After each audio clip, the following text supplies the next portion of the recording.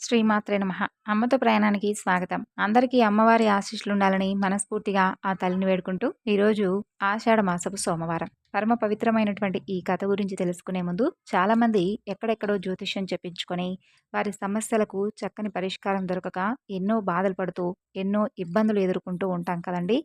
అయితే శ్రీ దుర్గాదేవి ఆశీస్సులతో జ్యోతిష్యం చెబుతారండి గురూజీ మల్లనరాజు గారు. మన గురించి మనం ఎదుర్కొంటున్నటువంటి సమస్య గురించి చక్కని పరిష్కారం అయితే తెలియజేయగలరు. ప్రేమ, పెళ్లి, ఉద్యోగం ఇలా ఎవరి సమస్యను బట్టి వారి సమస్యలకు పూజల రూపంలో కానీ, పరిహార రూపంగా కానీ చక్కని పరిష్కారం అయితే తెలియజేస్తారు. వారి ఫోన్ నెంబర్ వచ్చేసి 9966661726. చాలా నమ్మకమైనటువంటి గురువుగారు, ఒకసారి ప్రయత్నించి చూడండి. పూర్వం ఒకానొక నగరంలో సంఘం చేత బహిష్కృతుడైనటువంటి ఒక దొంగ ఉండేవాడు. అతను ఎంతో దుర్మార్గుడు. శిశు హత్యలు చేస్తూ ఉండేవాడు. మద్యపానం ప్రతిరోజు కూడా తీసుకుంటూ ఉండేవాడు. పెద్ద జోదరి, లంపకుడు. వాడికి లేనటువంటి దుర్గుణం అంటూ ఏది లేదు. ఎప్పుడూ కూడా తనలాగే వ్యసన పరులతోనూ దుర్మార్గులతోనూ కలిసి సంచరిస్తూ ఉండేవాడు. అయితే అతను ఒక పెద్ద శివభక్తుడు. ఒకనాడు ఆ దుర్మార్గుడు జూదం ఆడటానికి జూదశాలకు వెళతాడు. అక్కడ ఆడుతూ ఆడుతూ చివరికి ఓడిపోతాడు. చేతిలో ఉన్నటువంటి డబ్బంతా కూడా అయిపోతుంది. డబ్బు లేదని చెబుతాడు. ఆ మాట విని కోపంతో గెలిచినటువంటి జోదరులందరూ కూడా అతన్ని దారుణంగా కొడతారు. అయినా అతను ఉలకలేదు, పలకలేదు. అప్పుడు ఒక జోదరి అతన్ని పైకి లేపి, మర్యాదగా జూదంలో ఓడినటువంటి డబ్బు ఇస్తావా లేదంటే చస్తావా అంటూ గద్దిస్తాడు. ఈ రోజు రాత్రికి ధనాన్ని తెచ్చిస్తానని చెబుతాడు ఆ తస్కరుడు. జూదంలో ఓడినటువంటి ఆ దొంగకు ధనం ఎలా తేవాలో అనేది ఏమాత్రం అర్థం కాదు. ఆ రోజు రాత్రి అక్కడ ఉన్నటువంటి ఒక శివాలయానికి వెళతాడు. శివలింగం పైన వెండి గంట కనిపిస్తుంది. దానిని దొంగలించి ఆ ధనంతో తన అప్పును తీర్చుకుందామని చెప్పి అనుకుంటాడు. వెంటనే యుక్తాయుక్తాలన్నీ కూడా మర్చిపోయి శివలింగం మీదకెక్కి గంటను అందుకోబోతాడు. అదే సమయంలో కైలాసంలో ఉన్నటువంటి తన కింకరులతో పరమేశ్వరుడు ఇలా చెబుతాడు. కింకరులారా, ఇప్పుడు భూలోకంలో నా తల మీదకెక్కి గంటను దొంగలించేటటువంటి దొంగ నా ప్రియభక్తుడు, నాకెంతో ప్రీతిపాత్రుడు అని చెప్పి వీరభద్రుని పిలిచి, వీరభద్ర, నీవు వెంటనే భూలోకంలో ఆ దొంగ ఉన్నటువంటి శివాలయానికి వెళ్ళి అతన్ని వెంటనే తీసుకొనిరా అంటూ ఆజ్ఞాపిస్తాడు. శివాజ్ఞను అనుసరించి వీరభద్రుడు ప్రమదగణాలను వెంటబెట్టుకొని ఆ దొంగ ఉన్నటువంటి ఆలయం దగ్గరకు వెళతాడు. ప్రమదగణాల కోలాహలం వినగానే దొంగకు విపరీతమైనటువంటి భయం వేస్తుంది. వెంటనే ఆ లింగం దిగి పారిపోబోతాడు. అంతలో వీరభద్రుడు అక్కడికి వచ్చి, ఓరి మూర్ఖుడా, ఎందుకు అలా పరిగెడుతూ ఉన్నావు? పరమేశ్వరుడే నిన్ను అనుగ్రహించాడు తెలుసా? ఎక్కడికి వెళతావు? ఇట్రా, ఇదిగో ఈ దివ్య విమానాన్ని ఎక్కు అంటూ సాదరంగా ఆహ్వానిస్తాడు. వీరభద్రుడి మాట వినగానే ఆ దొంగకు కాస్త ధైర్యం వస్తుంది. వెంటనే వెనక్కి వస్తాడు. వీరభద్రుడు అతన్ని ఎక్కించుకొని కైలాసానికి తీసుకువెళతాడు. అలా ఆ దొంగ శివానుగ్రహంతో శివలోకంలో పరిచారకుడుగా మారుతాడు. కనుక జీవులందరికీ కూడా బాగా ఉండవలసింది ఏమిటి అంటే శివభక్తి. సదా ఈ జగత్తును సృష్టించి పోషించి లయం చేసేటటువంటి ఆ పరమేశ్వరుని విడిచి మూర్ఖత్వంతో క్షణభంగురమైనటువంటి ధర్మాన్ని సేవించేవారు పరమమూర్ఖులు. అందరూ కూడా తెలుసుకోవాల్సింది ఏమిటి అంటే పరమేశ్వరుడే విష్ణువు, విష్ణువే పరమేశ్వరుడు. పీఠం శ్రీహరి రూపమైతే పైనున్నటువంటి లింగం ఈశ్వర రూపం. కాబట్టి లింగార్చనం సర్వశ్రేష్టమైనది.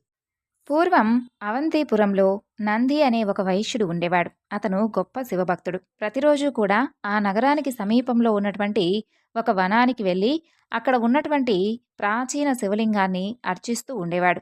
శాస్త్ర విధానంగా పరమేశ్వరుడికి ప్రతినిత్యము కూడా పంచామృతాలతో అభిషేకం చేసి షోడశోపచారాలతో ఆయన్ను దివ్యంగా పూజించేవాడు. పూజలో భాగంగా వివిధ రకాల పుష్పాలు, ఫలాలు, ముత్యాలు, ఇంద్రనీలాలు, గోమేధిక వైడూర్యాలు, మాణిక్యాలు ఆ లింగానికి సమర్పించేవాడు. ఆ విధంగా అడవిలో ఉన్నటువంటి ఆ శివలింగం నంది చేత రకరకాల భోగాలతో ఎన్నో సంవత్సరాల పాటు పూజింపబడుతూ ఉంటుంది. ఒకనాడు అడవి మృగాలను వేటాడేటటువంటి ఒక కిరాతకుడు ఒకడు వేటాడుతూ అక్కడికి వస్తాడు. అతనికి ఆ ప్రాచీన శివలింగం ఉన్నటువంటి ఆలయం కనిపిస్తుంది. అక్కడికి వచ్చేసరికి కిరాతుడికి ఎంతో దాహం వేస్తుంది. అటూ ఇటూ చూస్తాడు. దగ్గరలో అతనికి ఒక సరోవరం కనిపిస్తుంది. ఒడ్డున తన సామాలన్నీ కూడా పడేసి సరస్సులోకి దిగి కడుపు నిండా నీళ్లు తాగుతాడు. కొంత నీటిని పుక్కిట ఉంచుకొని బయటకు వస్తాడు. ఎదురుగా శివలింగం వివిధ రకాల రత్నాలతో పుష్పాలతో చక్కగా కనిపిస్తుంది.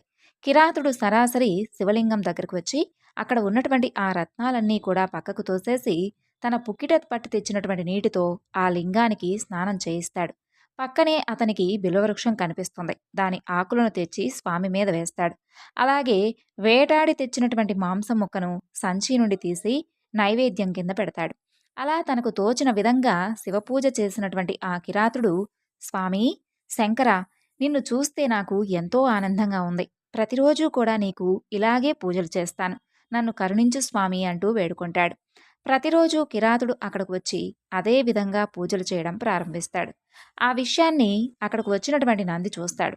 ఎంతో బాధపడుతూ, అయ్యయ్యో, నేనేదో పాపం చేసుంటాను, లేదంటే నా పూజలో ఏదైనా లోపం ఉందేమో, నేను చేసేటటువంటి పూజ స్వామికి నచ్చడం లేదా, ఇదంతా కూడా నా దురదృష్టం అంటూ చింతిస్తూ ఇంటికి వెళతాడు.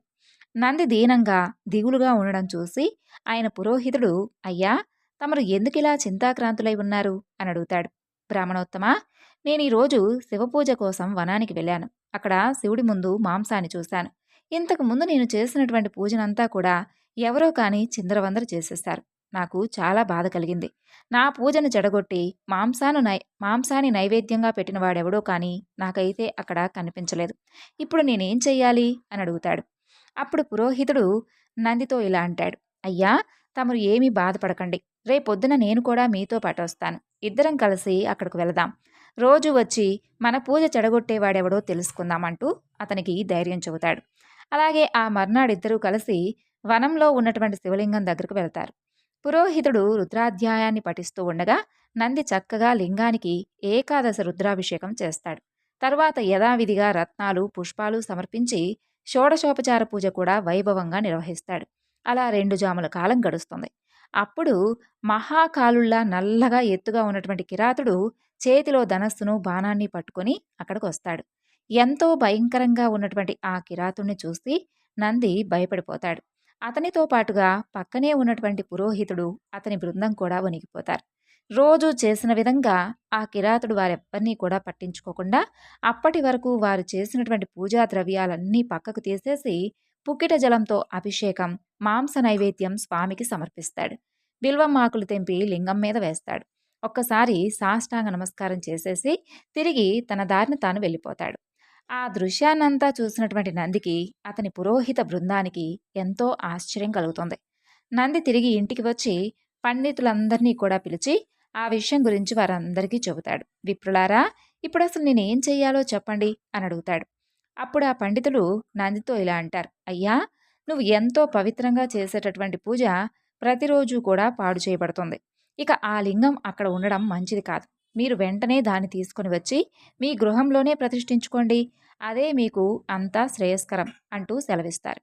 నంది వారి మాట ప్రకారం వనంలో ఉన్నటువంటి లింగాన్ని తెచ్చి తన ఇంట్లోనే స్థాపించి యథావిధిగా నవరత్నాలతో పూజిస్తాడు. ఇక అక్కడికి కిరాతుడు మర్నాడు వచ్చి చూసేసరికి శివలింగం కనిపించలేదు. ఒక్కసారిగా అతనికి దుఃఖం ముంచుకొస్తుంది. ప్రభు, శివ, శంకర, నన్ను వదిలిపెట్టి ఎక్కడికి వెళ్ళిపోయావు? నిన్ను చూడకపోతే నా మనసు ఎంత బాధపడుతుందో నీకు తెలియదా? ప్రభు, నాకు కనిపించవా? నీవు రాకపోతే నా ప్రాణాన్ని ఇప్పుడే వదిలేస్తాను.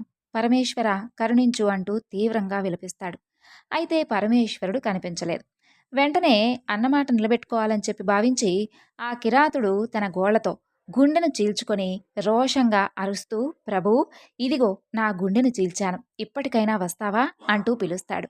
ఆ వెంటే లోపల ఉన్నటువంటి పేగులను, మాంసాన్ని బయటకు తీసి లింగం తీసేసినటువంటి గోతిలో వేస్తాడు.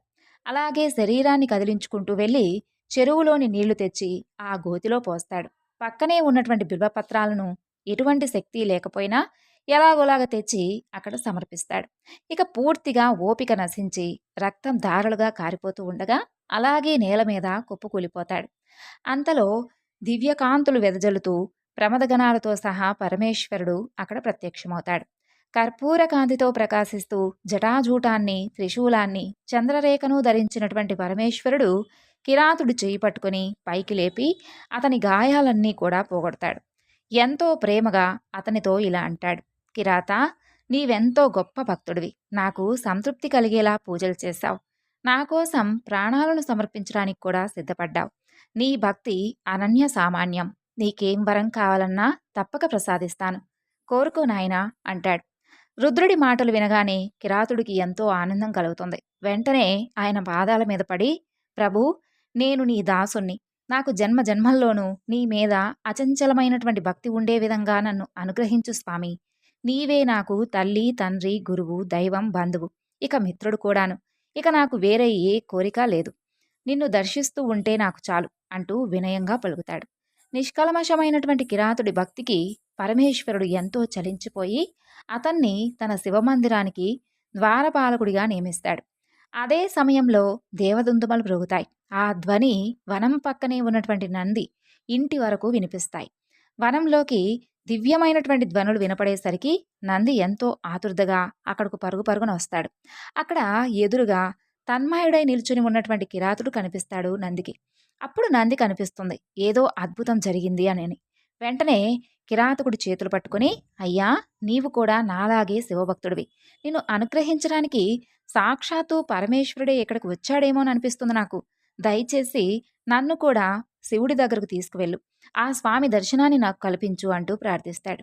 నంది ప్రార్థన విని గుణవంతుడైనటువంటి ఆ కిరాతుడు అతని చెయ్యి పట్టుకుని శివుడి దగ్గరకు వచ్చి అతని చూపించి, శివా, ఇతను నంది అనే వైశ్యుడు. నిత్యము కూడా నిన్ను రత్నాలతో పూజిస్తూ ఉంటాడు. ఇతను నా మిత్రుడు అంటూ పరిచయం చేస్తాడు.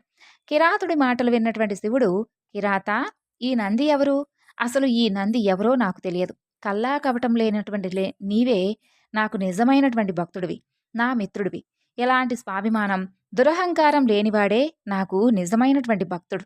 కాబట్టి స్వార్థంతో కూడినవాడు ఎట్టి పరిస్థితిలోనూ నాకు భక్తుడు కాడు అని చెబుతాడు. అప్పుడు కిరాతుడు, ప్రభూ, నేను నీకు స్నేహితున్నన్నావు కదా, ఇతను నాకు మిత్రుడు. మిత్రుడు నీకు మిత్రుడేగా ప్రభు. దయచేసి నాతో పాటు ఇతన్ని ఉద్ధరించు అంటూ ప్రార్థిస్తాడు. అలా కిరాతుడి మాటను కాదనలేక పరమేశ్వరుడు వారిద్దరినీ కూడా తన పరిచారకులుగా స్వీకరిస్తాడు. అదే సమయంలో అక్కడకు దివ్య విమానం వస్తుంది. ఇద్దరూ కలిసి దాన్ని ఎక్కి సరాసరి కైలాసానికి వెళ్ళిపోతారు. అక్కడ కైలాసంలో వారికి ఘనమైనటువంటి స్వాగతం లభిస్తుంది. వారిద్దరూ కూడా కైలాసం చేరగానే పరమేశ్వరుని యొక్క సారూప్యం వారికి లభిస్తుంది. ఇద్దరూ కూడా పరమేశ్వరులా మారిపోతారు. అప్పుడు పార్వతీదేవి నవ్వుతూ, నాదా, వీరిద్దరూ కూడా పరమభక్తితో నిన్ను మెప్పించారు. మరి వీరి జీవితం ఎంతో ధన్యమైంది కదా, వీరిద్దరినీ ఏ కార్యంలో నియమిస్తే బాగుంటుంది అని అడుగుతుంది. అంతలో వారిద్దరూ పార్వతీ పరమేశ్వరులకు నమస్కరించి, ప్రభు, మేమిద్దరము కూడా నీ ద్వారానికి కాపలాగా ఉంటాం. దయచేసి మాకు ఆ సేవా భాగ్యాన్ని ప్రసాదించండి అంటూ వేడుకుంటారు. అప్పుడు వారి యొక్క భావాన్ని అర్థం చేసుకున్నటువంటి ఆ లయకారుడు, అలాగే మీరిద్దరూ కూడా అక్కడే ఉండి నన్ను సేవించండి అని చెప్పి పంపిస్తాడు. ఆ రకంగా కిరాతుడు మహాకాలుడిగా, నందిగా కైలాసాన్ని చేరి శివద్వారానికి రక్షకులుగా ఉంటూ ప్రతినిత్యము కూడా స్వామిని సేవిస్తూ ఆనందంగా ఉన్నారు. పూర్వం ఒక ఊరిలో ఒక నిరుపేద కుటుంబం ఉండేది. వాళ్ళ ఇంటి పెద్ద శివపూజ చేస్తూ తనకు ఉన్నంతలో నైవేద్యం నివేదన చేస్తూ తన పని తాను చేసుకుంటూ ఉండేవాడు. అలా ఎన్ని సంవత్సరాల నుండో పూజలు చేస్తూ తన బాధంతా కూడా పరమేశ్వరుడికి వెళ్ళబోసుకుంటూ ఉండేవాడు. ఒకనాడు పార్వతీదేవి పరమేశ్వరుడితో ఇలా అంటుంది, స్వామి, అతన్ని చూడండి, అతను అనేక సంవత్సరాలుగా ప్రతినిత్యము కూడా పూజలు చేస్తూ ఉన్నాడు కదా, మరి అతన్ని కరుణించి పాపం అతనికి ఏదైనా వరం ఇవ్వవచ్చు కదా అని అంటుంది. అప్పుడు పరమేశ్వరుడు చిరునవ్వు నవ్వి ఊరుకుంటాడు. పార్వతీదేవికి విపరీతమైనటువంటి కోపం వస్తుంది. ఏమిటి స్వామి ఆ నవ్వు? ఇప్పుడు మీరు ఆ భక్తుని కరుణిస్తారా లేదా? అతనికి ఉన్నటువంటి పేదరికాన్ని మాపి అతన్ని ధనవంతుని చేయకపోతే నేను అస్సలు ఊరుకోను అని అంటుంది. అప్పుడు పరమేశ్వరుడు మరలా నవ్వి, దేవి, నీ కోరిక నేను కాదనలేను. కానీ జరగబోయేటటువంటి విపరీతాలు నీవు తెలుసుకోలేవు. ఎవరి కర్మఫలం వారు తప్పక అనుభవించాలి. అనుభవిస్తే కానీ కర్మ పరిపక్వం చెందదు అని అంటాడు. అయినా అమ్మవారు వినిపించుకోదు, పట్టుబడుతోంది. పరమేశ్వరుడు ఇక కాదనలేక, దేవి, నీ కోరిక ప్రకారం అతన్ని ధనవంతుని చేస్తాను. చేసే ముందు అసలు ఏం జరుగుతుందో ఒక్కసారి నువ్వే చూడు అంటూ అక్కడ పరమేశ్వరుడు మాయమైపోతాడు. మాయమైపోయి ఒక సాధు వేషంలో ఆ పేదవాడి ముందు ప్రత్యక్షమవుతాడు. ప్రత్యక్షమై, నేను నిన్ను చాలా రోజుల నుండి గమనిస్తున్నాను. ఎందుకలా పూజలు చేస్తూ ఉన్నావు ఆ పరమేశ్వరుడికి? పోలా శంకరుడు అని అన్నారే కానీ ఎప్పుడైనా ఎవరినైనా కనికరించాడా? వృధాగా ఎందుకు పూజలు చేస్తున్నావు? అలా పూజలు చేయవద్దు అంటూ ఒక వజ్రపు రాయి అతని చేతికి ఇచ్చి, ఇది అమ్ముకో, చాలా ధనం వస్తుంది, దీంతో హాయిగా బ్రతకవచ్చు అంటూ అక్కడి నుండి వెళ్ళిపోతాడు ఆ సాధు. ఆ వజ్రపు రాయిని చూసేసరికి అతనికి మతిపోతుంది. అతని మనసులో ఎన్నో కోరికలు మెలుగుతాయి. అది కొనాలి, ఇది కొనాలి అని అనుకుంటాడు. ఇంకేదో చెయ్యాలి అని ఊహిస్తూ ఎన్నో ఆశలతో ఇంటికి వస్తాడు. అలా వచ్చి పెట్టెలో భద్రంగా ఆ వజ్రపు రాయిని దాస్తూ ఉంటే భార్య వస్తుంది. ఏమిటి అంటే జరిగిందంతా చెబుతాడు. ఆవిడకు కూడా దాని మీద విపరీతమైనటువంటి ఆశ పుడుతుంది. చీరలు, నగలు అంటూ 100 కోరికలు ఏకరువు పెడుతుంది. అలా వారిద్దరి మధ్య కూడా వాదనలు జరుగుతూ ఉంటాయి. భార్యను బయటికి గెంటి పెట్టెలో ఆ వజ్రపు రాయిని పెట్టబోతూ ఉండగా తాగుపోతైనటువంటి కొడుకు సరిగ్గా అదే సమయానికి అక్కడికి వస్తాడు.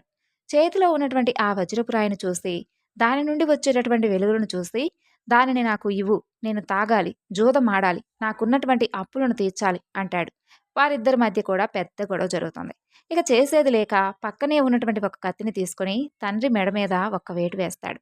అంతే, అక్కడికక్కడే కుప్పకూలిపోయి చనిపోతాడు ఆ తండ్రి. అడ్డు వచ్చినటువంటి తల్లిని కూడా చంపేసి ఆ వజ్రపు రాయిని తీసుకొని పారిపోతూ ఉంటాడు. అది చూసినటువంటి కొంతమంది దొంగలు వాడిని చంపేసి ఆ వజ్రాన్ని ఎత్తుకుపోతారు. అది చూసినటువంటి కొంతమంది రాజభటులు ఆ దొంగలను చంపేసి రాజుగారికి ఆ వజ్రాన్ని ఇస్తారు. దానిని చక్కగా చెక్కించి పూజించి కిరీటంలో పొదిగిస్తాడు ఆ రాజు. చూసావా పార్వతి, ఏం జరిగిందో? ఒక్క రాయి ఎన్ని బ్రతుకులను మార్చిందో, ఎన్ని బ్రతుకులను నాశనం చేసిందో, ఎన్ని ప్రాణాలను బలిగొందో నువ్వే చూసావు కదా. ఆ పేదవాడు నిజానికి పూర్వం బ్రాహ్మణ వంశంలో జన్మించి భార్యను పిల్లలను హత్య చేశాడు. ఎవ్వరికీ కూడా ఎప్పుడు దానం కానీ ధర్మం కానీ చేసెరగలేదు. భక్తి మాత్రం అతనికి మెండుగా ఉండేది. ఆ భక్తే ఈ జన్మలోనూ నేటి వరకు కొనసాగుతూ వచ్చింది. అయితే చేసినటువంటి కర్మఫలం నుండి బ్రహ్మ సైతం తప్పించుకోలేడు కదా. ఎన్ని ఆస్తులు ఇచ్చినా విధిని మార్చడం ఎట్టి పరిస్థితిలోనూ కుదరదు. అనుభవిస్తేనే ఎవరికైనా కర్మ తీరుతుంది. ఏ వస్తువు ఎక్కడికి చేరాలో, ఎవరికి దక్కాలో వారికే దక్కుతుంది తప్ప అర్హత లేనివాడు ఎట్టి పరిస్థితిలోనూ దానిని పొందలేడు. తాత్కాలికంగా ఎప్పుడైనా సరే విలువైనటువంటి వస్తువులు మన దగ్గర ఉన్నట్లు అనిపించినా అర్హత లేకపోవడం వలన తొందరగానే అవి పతనమైపోతాయి. పేదవాడు మంచివాడు అనేది ఎక్కడా ఉండదు. గత జన్మలో భార్య బిడ్డలను చంపాడు. ఈ జన్మలో భార్య గయ్యాలయ్యింది. కొడుకు వ్యసనపరుడై తండ్రినే చంపాడు. వాడు చేసినటువంటి కర్మఫలమే ఈ ఫలితం. పుట్టుకైనా చావైనా ఏదైనా సరే తాను చేసుకున్న దానిని బట్టే వస్తుంది. ఇదే విధి లిఖితం అని సెలవిస్తాడు పరమేశ్వరుడు. ఇప్పుడు పరమేశ్వరుడు ప్రియభక్తురాలైనటువంటి బెజ్జమహాదేవి గురించి తెలుసుకుందాం. బెజ్జమహాదేవి ప్రతిరోజు కూడా పరమేశ్వరుని పూజిస్తూ ఉండేది. భక్తి గీతాలు పాడుతుండేది. ఒకరోజు పూజా మందిరంలో పరమేశ్వరుడు ప్రతిమను చూస్తున్నటువంటి ఆమెకు ఒక విచిత్రమైనటువంటి ఆలోచన వస్తుంది. లోకంలో వారందరికీ కూడా తల్లిదండ్రులున్నారు, కానీ పరమేశ్వరుడికి తల్లి లేదేమిటి? పరమేశ్వరుడు పులిచర్మం కట్టుకుంటాడు, పాములను మెడలో వేసుకుంటాడు, శ్మశానంలో తిరుగుతుంటాడు, ఒంటికి బూడిద రాసుకుంటాడు. అదే తల్లి ఉంటే ఇవన్నీ చేస్తూ ఉంటే చూస్తూ ఊరుకుంటుందా? విషం తాగనిచ్చేదా? భిక్షాటన చేయనిచ్చేదా? ఎవరికైనా తల్లి లేకపోవడం కంటే మించిన కష్టం ఈ లోకంలో ఏముంటుంది? తల్లి ఉంటే బిడ్డలను దగ్గర నుండి ఆలనా పాలనా చూసుకుంటుంది, పెళ్లి పేరంటాలు చేస్తుంది. తల్లి ఉంటేనే కదా అందరికీ ఆ భాగ్యం దక్కేది. పాపం పరమేశ్వరుడికి తల్లి లేకపోవడం వల్ల ఒంటరిగా తిరుగుతూ ఉంటాడు. ఎవరో ఎందుకు, స్వామికి నేనే తల్లినవుతాను అని అనుకుంటుంది. అలా అనుకున్న వెంటనే శిశువంత ఆకారంలో ఉన్నటువంటి పరమేశ్వరుని యొక్క ప్రతిమను తయారు చేస్తుంది. దాన్ని శిశువుగా భావించి లాలించి ముద్దాడుతుంది. కాళ్ళ మీద పడుకోబెట్టుకుని తలంటు స్నానం చేయిస్తుంది. నలుగుతో శరీరం అంతా రుద్దుతుంది. దోసులతో నీళ్లు తీసుకుని పొట్ట మీద చరుస్తూ పోస్తుంది. కళ్ళలోకి నీళ్లు పోకుండా నుదురు మీద అరచేయి అడ్డం పెట్టి స్నానం చేయిస్తుంది. స్నానం అయిన తర్వాత చెంబుతో నీళ్లు తీసుకుని పరమేశ్వరుడి చుట్టూతా తిప్పి దిష్టి తీస్తుంది. మెత్తటి గుడ్డతో ఒళ్ళు తుడుస్తుంది. తుడిచిన తర్వాత ధూపం వేసి చక్కగా ఉయ్యాల్లో పడుకోబెడుతుంది. ఊపుతూ జోలపాట పాడుతుంది.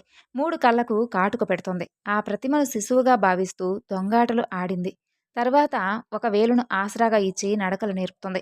అలా రోజు అనేకమైనటువంటి బాల్యోపచారాలు చేస్తూ వాత్సల్యమైనటువంటి భక్తితో పరమేశ్వరుని సేవించుకుంటూ ఉంటుంది. ఆయన మీద తన భక్తిని ఆ విధంగా తీర్చుకుంటూ ఉంటుంది. ఆమె తల్లి ప్రేమను చూసి ముగ్ధుడైనటువంటి హరుడు ఆమె కోరిన విధంగా 5 ఏళ్ల బాలుళ్లా ప్రవర్తిస్తాడు. ఆమె కొంగు పట్టుకుని తిరుగుతూ ఆమె ఉపచారాలన్నీ కూడా ఆనందంగా స్వీకరిస్తూ ఉండేవాడు. ఒకరోజు ఆమె భక్తిని పరీక్షించాలనుకుంటాడు పరమేశ్వరుడు. ఏదో రోగం వచ్చిన వాడిలా వెన్న పెడితే తినలేదు, పాలు పట్టపోతే నోరు తెరిచేవాడు కాదు. పెదాలు బిగించి మాట్లాడకుండా ఉంటాడు. "అయ్యా! ఏమైందయ్యా నీకు? ఇలా అయిపోతున్నావేంటి? ఎవరు ఏది పెడితే అది తింటావు కదా! ఒక భక్తుడు మాంసం నివేదన చేస్తాడు. ఇంకొకడేమో నెత్తి మీదకెక్కి తొక్కుతాడు. నువ్వింత అమాయకుడివి కాబట్టి అందరూ నిన్నిలా చేస్తున్నారంటూ" నిష్ఠూరాలాడుతుంది. ఎంత దిష్టి తగిలిందో ఏమోనమ్మా నా బిడ్డకంటూ దిష్టి తీసివేస్తుంది. అలా ఎన్ని చేసినా పరమేశ్వరుడికి మాత్రం తగ్గలేదు. "అయ్యో! నీ శరీరం చల్లగా ఉందే! ఈ రోగమేదో నాకొచ్చినా బావుండేది కదా! మాట్లాడవేమిటయ్యా! ఓ దైవమా! నా బిడ్డను రక్షించంటూ పరిపరి విధాలుగా వాపోతుంది. అలా ఎన్ని ఉపచారాలు చేసినా పరమేశ్వరులో మార్పు రాదు. జరగరానిదేదైనా జరిగిందా ఏమిటి? అసలు నీకు ఏదైనా జరిగితే నేనెలా బ్రతకాలి? ఒంటరిగా బ్రతికే ధైర్యం నాకు లేదు. ఆ పాడు రోజు నా పాలిట పడకముందే ఈ గుక్కెడు ప్రాణం గుటుక్కుమనిపించుకుంటానంటూ తలను శివలింగానికేసి కొట్టుకుంటూ ఉంటుంది. నుదురు చిట్లుతుంది. రక్తం ధారగా కారుతోంది. అంతలో ఒక అద్భుతం జరుగుతుంది. కళ్ళు మిరుమిట్లు గొలిపే విధంగా మెరుపులొస్తాయి. పిలపిలమంటూ శబ్దాలొస్తాయి. శివలింగం స్థానంలో పులిచర్మం ధరించి మెడలో నాగాభరణంతో జటాజూటంలో నెలవంకతో పరమేశ్వరుడు ప్రత్యక్షమవుతాడు. బెజ్జమహాదేవి తల శివుడి తొడను ఆనుకునుంటుంది. ఆమె నుదుట రక్తం అదృశ్యమవుతుంది. ఆమె తల మీద చేయి వేసి "అమ్మా లే" అనంటాడు ఆప్యాయంగా. బెజ్జమహాదేవి తలెత్తు చూస్తుంది. ఎదురుగా ప్రసన్నమైనటువంటి వదనంతో పరమేశ్వరుడుంటాడు. ఆ వెనుక పార్వతి, నంది, భృంగి వంటి ప్రమదగణాలు అందరూ కూడా కనిపిస్తారు. "ఇక నీ ప్రయత్నాన్ని మానుకో. నీ భక్తిని మెచ్చాను. ఏం వరం కావాలో కోరుకో" అంటాడు. "నాకు వరం ఎందుకయ్యా పరమేశ్వరా! ఇప్పుడు రోగంతో బాధపడుతుంది నువ్వు కదా! ఏ అనారోగ్యం లేకుండా సంపూర్ణ ఆరోగ్యవంతుడివై ఉంటే అంతకన్నా నాకు కావాల్సిందేముంది నాయనా" అనంటుంది అమాయకత్వంగా. ఆమె వాత్సల్యమైనటువంటి భక్తికి పరమేశ్వరుడు ఎంతో ఆనందిస్తాడు. "నీలాంటి తల్లి ఉంటే నాకు రోగం ఎందుకొస్తుందమ్మా? నువ్వు నాకు తల్లివి. కాబట్టి ఈ యొక్క ముల్లోకాలకి కూడా ముత్తలివి. ముత్తవ్వ అనే పేరుతో ప్రఖ్యాతి చెందుతావు. అంత్యంలో కైలాసానికి చేరుకుంటావు" అని ఆశీర్వదించి అందరితో పాటు అంతర్ధానమవుతాడు పరమేశ్వరుడు. ఈరోజు ఈ వివరణను ఇంతటితో ముగిస్తున్నాను. మరొక చక్కని వివరణతో మరలా కలుసుకుందాం. అంతవరకు నమస్కారం. సర్వం శ్రీ లలితార్పణమస్తు. స్వస్తి.